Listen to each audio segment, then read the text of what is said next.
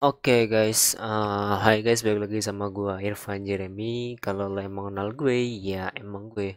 Pada video ini tuh sebenarnya gua mau cerita, ya cerita sih sebenarnya mengenai yang terjadi pada tanggal 8 Oktober 2020 kemarin. Gue mengikuti demonstrasi mengenai Omnibus Law. Oh iya, mungkin kalau kalian tanya kenapa gue ini gak buat video kayak biasanya menggunakan kamera biasa dengan background yang seperti ini. Kenapa gue sekarang menggunakan OBS Studio, merecord layar yang ada di laptop gue? Karena pada kemarin itu gue mengalami musibah, yaitu HP gue hilang yang gue gunain buat record video selama setahun yang lalu gitu. Jadi gue buat video itu, video-video terakhir gue itu menggunakan HP yang hilang waktu kemarin itu. Jadi gue sedikit mau ngebahas mengenai kenapa bisa hilang, kenapa kejadiannya di sana tuh bagaimana.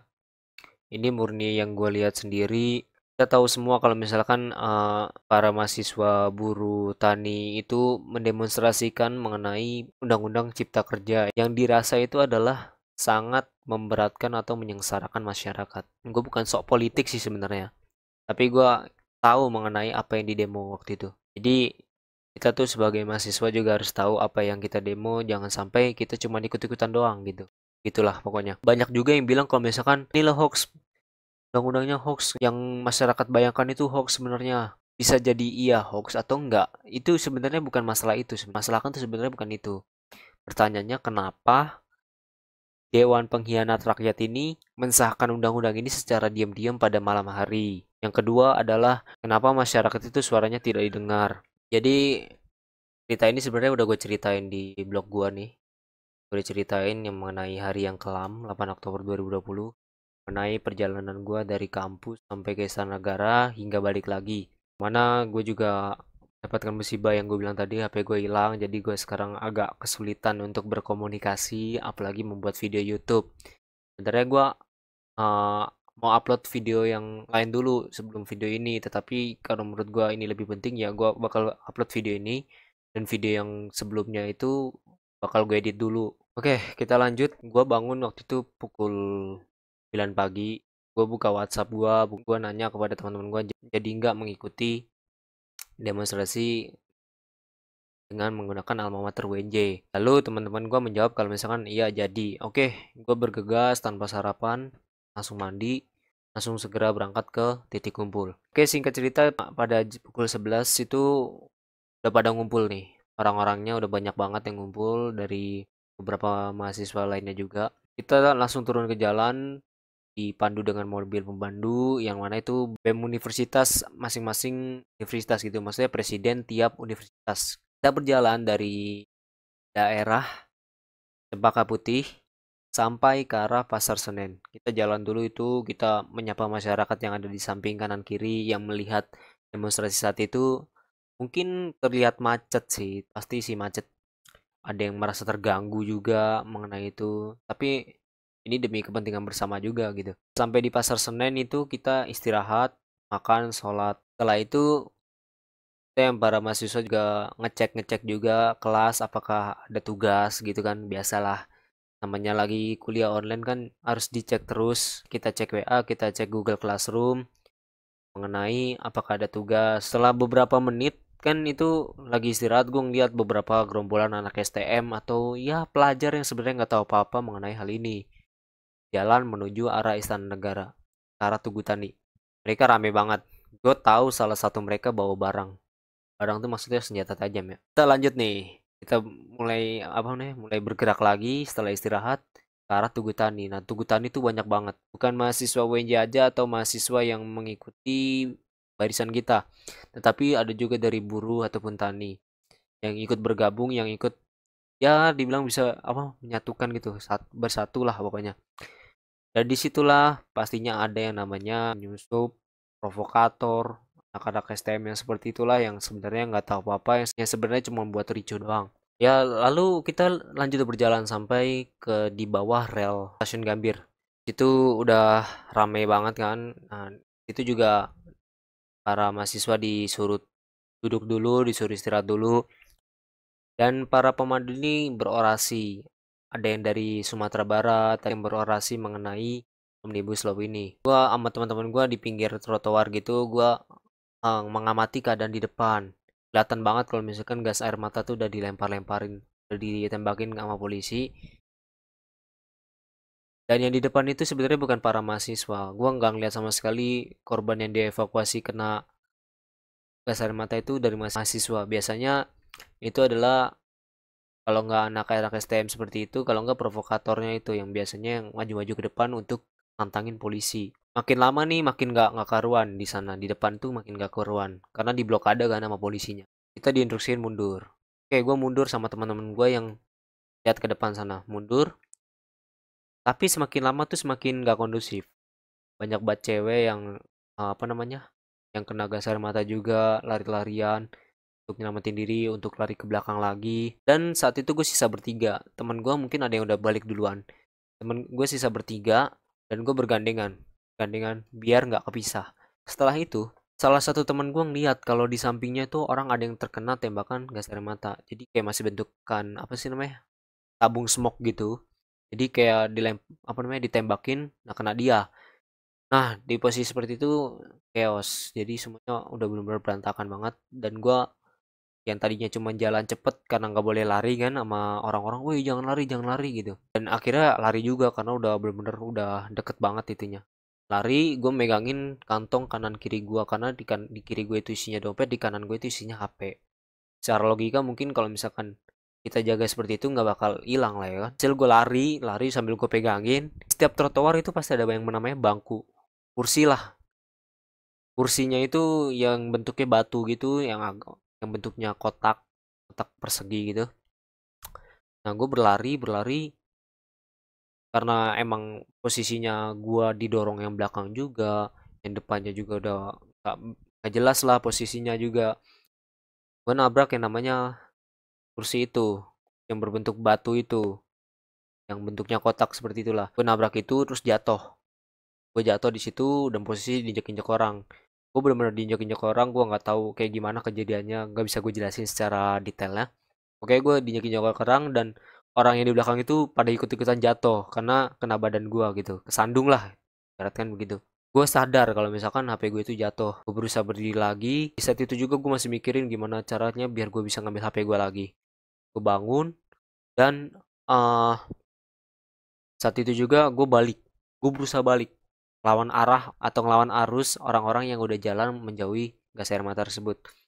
Gue balik ke tempat gue jatuh selama 10 sampai 15 detik tuh karena gue ketahan juga kan, namanya ditabrak-tabrakin kan kita ke delay atau namanya ketahan gitu lah. Pas gue nyampe sana di tempat gue jatuh ternyata HP gue udah nggak ada. Ada dua kemungkinan yang bisa gue persepsikan, yaitu adalah mungkin udah ada orang yang ngambil. Secara logika sih kalau lagi keadaan gitu mana mungkin ngambil gitu ya. Tapi mungkin aja ada yang ngambil.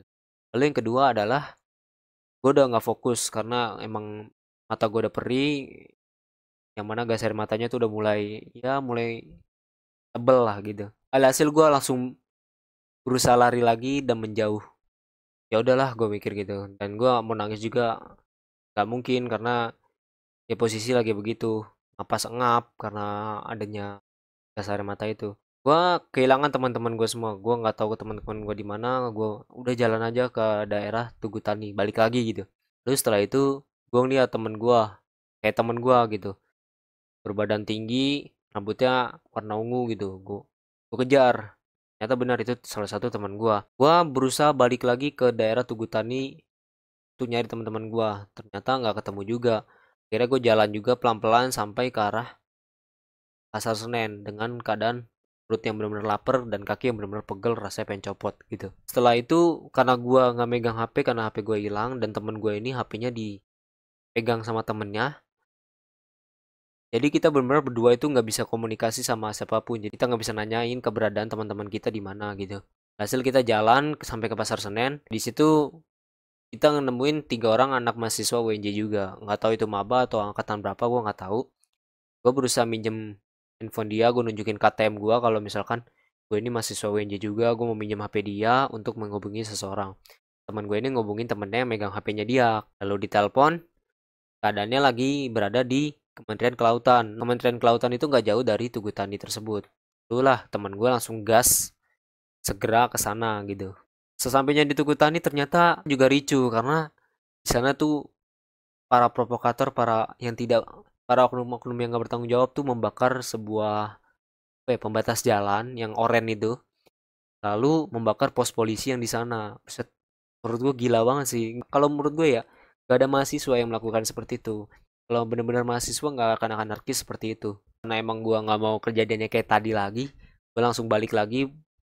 Walaupun mereka ini udah pada lari, gue berusaha untuk tetap jalan. Karena memang udah ditembakin gas air mata lagi gitu. Sampainya di daerah Pasar Senen, gue bilang sama teman gue, ya udahlah kita balik aja. Mungkin teman-teman kita udah pada balik ke kampus. Akhirnya kita balik ke kampus, jalan kaki. Yang tadinya kita mau nyari angkot atau nyari kendaraan umum gitu seperti busway, ternyata nggak beroperasi dan angkot tuh nggak ada.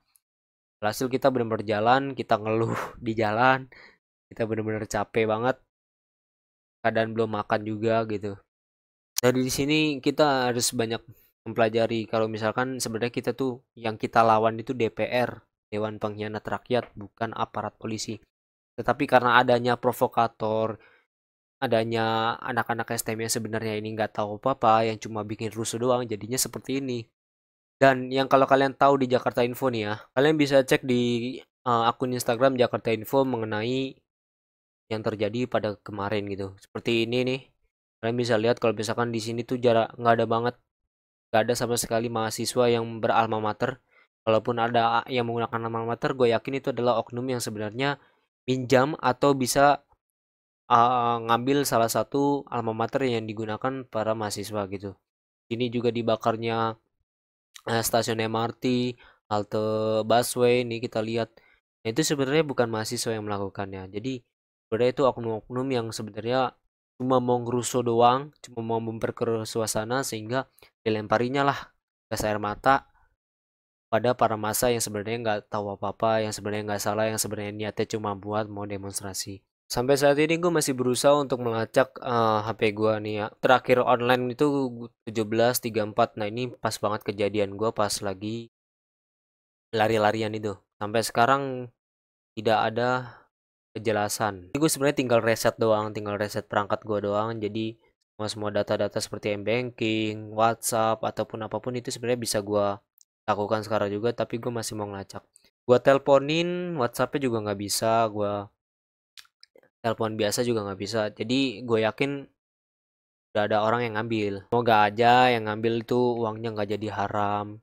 Semoga bisa menjadi apa ya, berguna lah untuk dia. Kalau dijual semoga uangnya nggak haram dan jangan sampai dia tuh kenapa-napa nanti dijerat gitu aja. Untuk saat ini gue bakal make HP lama gue yang Xiaomi. Mungkin cuma bisa buat WhatsApp doang, nggak bisa buat bikin video, nggak tahu juga sih. Kalau memang itu memang ada rezekinya, gue segera beli HP lagi sih. Insya Allah. Mungkin segitu aja singkat cerita dari gue mengenai kejadian uh, kemarin. Jadi kalau kalian mau baca versi blognya, kalian bisa langsung cari aja Irfan Jeremy blogspot.com. Kalian langsung cari, kalian bisa baca itu yang gue ceritakan yang terjadi pada kemarin hari. Kesimpulannya dan pesannya buat kalian, tetap stay safe buat kalian yang para mahasiswa yang mengikuti demonstrasi lagi. Jaga barang-barang kalian karena pada saat demonstrasi kita nggak tahu orang-orang tuh seperti apa, nggak tahu mana yang provokator, mana yang benar gitu. Jadi kita harus benar-benar jaga diri kita sendiri, jaga teman-teman kita, jangan sampai kita tuh jadi korban salah satu kericuan gitu. Oke guys, mungkin itu segitu aja. Kali ini mungkin terlalu banyak bacot gua. Untuk kalian menonton video ini, thanks for watching and keep recycling.